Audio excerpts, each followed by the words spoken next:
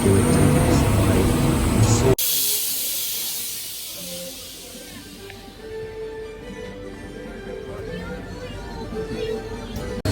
Jimmy Fallon. I'll be making sure that you get through this experience in one piece.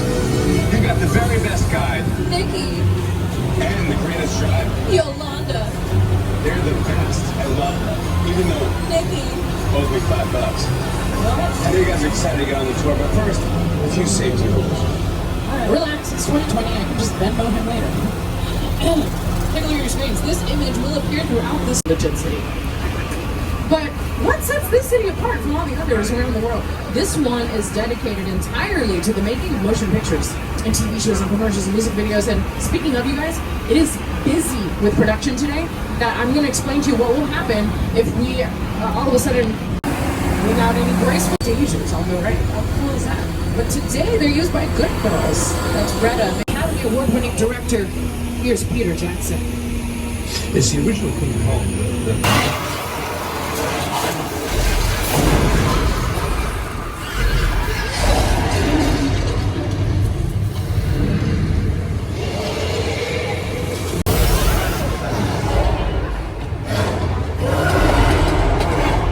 Set pieces, counts, and picture cars. It's time to pass the torch. I can't introduce this set. Welcome to Jurassic Park. Where everything is fake. Plywood on the mobile lab. That tree stump is foam rubber. The rest is just paint. And the blood is, oh my gosh, no! Oh, make it stop! Why? Get it off. I have a window. Okay, I'm safe. You guys better duck. Only car 3! Car 3 duck! Guys, speaking of water, we're going to show you what Hollywood needs to do in order to create rain on a film set, because here in beautiful, sunny Southern California, yeah, it's going to rain all week. Okay, well, we better hurry up, because we're going to show you how it rains on a set. We don't want it to actually start raining. So here's the thing. These sets have been around since the silent film era. They're not going to be so silent right now, activating the sound of thunder. Up first into the air, and then it can fall back down to the ground. Like real rain, and I use air quotes because real rain. You guys, have you seen like a football game or a soccer game on TV? Yeah, you can. Car one is headed for you. I got Sorry. Yeah, that's my bad. But this is our studio tour flash flood. And you know, it's not just this tram that gets to have those 15 seconds of fame. Like I said, they don't call us world famous for nothing. You can't have like a wolf kid! Yeah, well, you got that.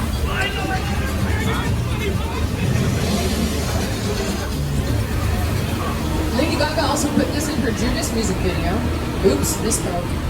The Academy Award winning Lady Gaga. But if you take home an Oscar, that's like your title. It's like Mr. Mrs. Academy Award winner. Well guys, speaking of, we are now taking you to the Academy Award winning set of Once Upon a Time in Hollywood. That's right, 6 Points, Texas. By the way, they're doing something here today right now. Oh, cool. And they're adding in different stuff. By the way, this was the TV set Lancer. And I want to say that Lancer, which was a real TV Western, was loosely based on anything else coming up in the theaters. The Call of the Wild, starring Harrison Ford. There's a billboard of him and a dog. I don't even know what it's about. I'm already crying. Guys, on your screens. We're not halfway through this tour. I know. Well, actually, no. They were dumping their dead neighbor's ashes into that. Okay, so yeah, nothing nice ever happens there. But I think it is time to take you away from all things spooky.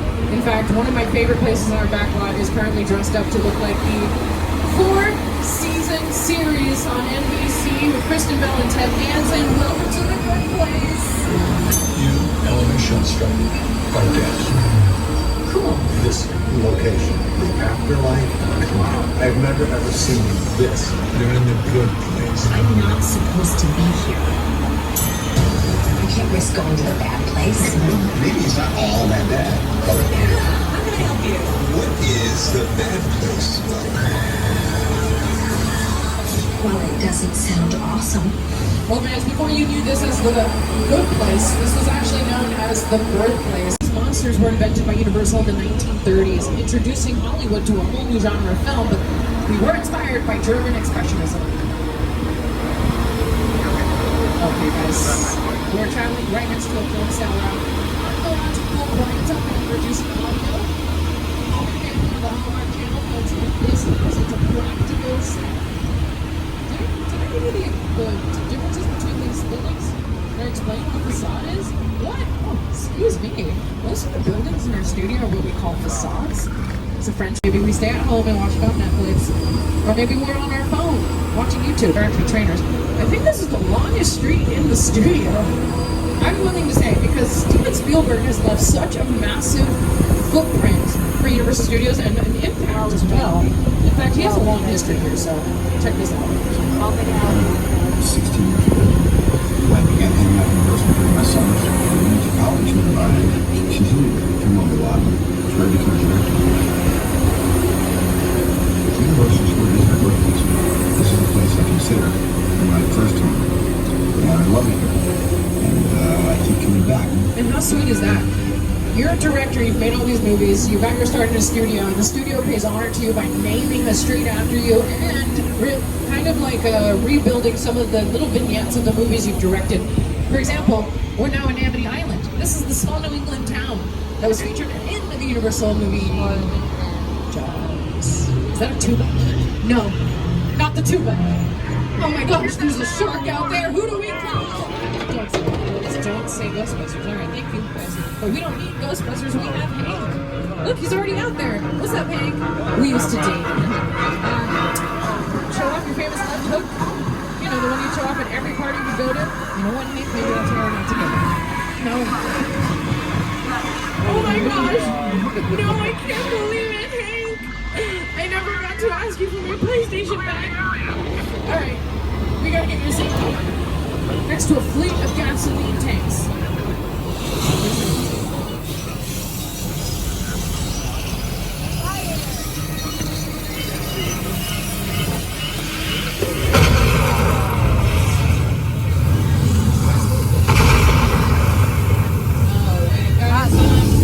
We're gonna need a bigger train. Oh, what you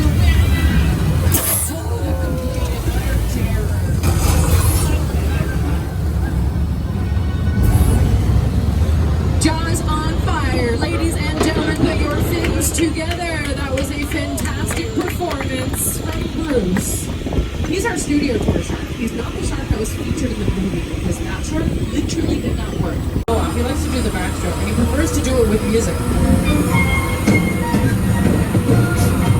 Here in the mountain, this is where the residential sets are located, including our Chicken Ranch practical set on the right hand side. LMFAO shot their video, sorry for party rockin' in there, and also Rob Zombie also used that one for House of a Thousand Corpses as well. Well guys, we're going to take you down one of TV's most talked about street. Welcome to Colonial Street. Radio silence, huh? Okay, I think maybe you were waiting for a more familiar name. Welcome to Wisteria Lane, where maybe sees Desperate Housewives and shot here for 8 successful seasons on ABC. ABC is Disney's television department. So if you guys are starting to get confused as to why we're talking about Sony, Once Upon a Time in Hollywood, and you know Disney with Saving Mr. Banks and all these other production companies that are not Universal, why are they filming at Universal? Well, our studio, much like other studios in the industry, are very collaborative when it comes to film sets. Now, we share all the time. We only ever duke it out at the box office. So go see our movies. Please and thank you. And speaking of Warner Brothers, we got a beautiful view of their studio right over here if you guys poke your heads through the corner there. Now, as we turn back this way, I can tell you that these moms actually, not all of them, some of them used to hang out in different spots of the studio. They were all brought here for a movie called The Burbs with Tom Hanks. Everybody knows The Burbs. Nice. For those who don't, here's a young Tom Hanks on your screen. Sure, Woody. He was also given a Lifetime Achievement Award at the Golden Globes this year. The purple home to your right. Yeah, that Kelly Rowland and Nelly dilemma filmed here on the screen. Just, you know, public service announcement. But the Purple House was the original 1313 Mockingbird Lane home of the monsters. This tour is a new thing. People are excited to go to a studio, sit on a tram like you're doing now, to see movies. The time on our tour where we all get thrown into an existential crisis. Yep, take a look at the year this was released. 20 years ago. If you're wondering how that's possible, Ron Howard and his production team did an amazing job at bringing the illustrated universe to a live-action world. Simply put. And also those Who's, my goodness, they're the worst at picking neighbors. You're looking at two of the most historic sets still standing in all of Hollywood. The Bates Motel and the Psycho House from Alfred Hitchcock's classic thriller, Psycho, the first American film to feature a flushing toilet. Alright, so the toilet fact did not do it for you. I'm gonna write that down. What? Oh, hey, are you Norman Bates? No way, I'm a huge fan! Can I get an autograph? I don't have a pen. Is that a pen? Yeah, we gotta go. Okay, forget it. Oh my gosh. Please tell me you're not filming this for your TikTok. Delete that now. Don't worry, you're not going to. It's too late. Oh no. Why? Why? Are you waving at him, Carrefour? Well, save your waves. He's not the only star of this movie. We're actually on our way to see Mother. Oh my goodness. You're looking ravishing, darling. Is it a new moisturizer? Just trying to butter up. Cheer me up. The Bates' backyard is one of the most impressive sets I've ever created. Welcome to the crash site from Steven Spielberg's War of the Worlds. You're looking at not a plastic or styrofoam airplane, you guys. That is real. It was purchased for $60,000 and transported to our studio for $200,000, which means that the plane alone cost nearly $300,000, and it was only on screen for not even 3 minutes. The airplane press site set is a perfect example of a set that is all designed around a vision that Stephen had. When we first began to sit down to talk about War of the World, I thought, what if the 747 goes down right in a big neighborhood? Because it's just something you don't see. You're doing good. You're doing good. Listen to me. Listen to me. Now listen to me. Just close your eyes, okay? Now I'm closed.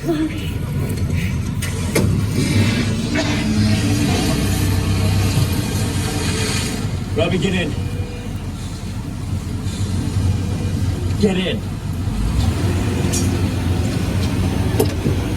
We're now 10 minutes away from the end of the tour, and now another reminder, and the final reminder about the E-Court. I know.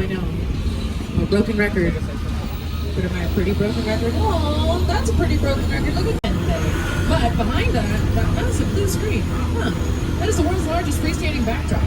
So, once you digitally insert the images onto the screen in post-production, you get that fully realized environment of all of my people.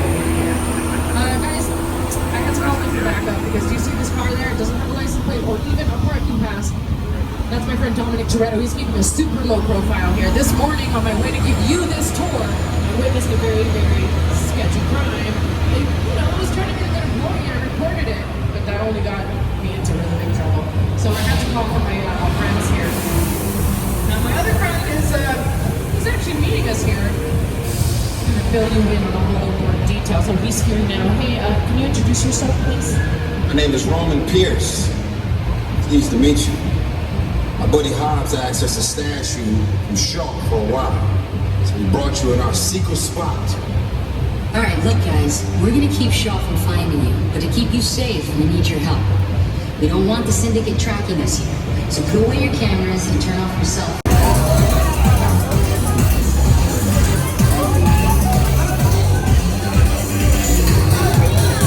Her team, my safety, I'm the one holding the gun. Yeah, but mine's a whole lot bigger than yours. Hobbs, escort this novice out. Let's go, Cookie Puss. That ugly suit on, man. It's cheap.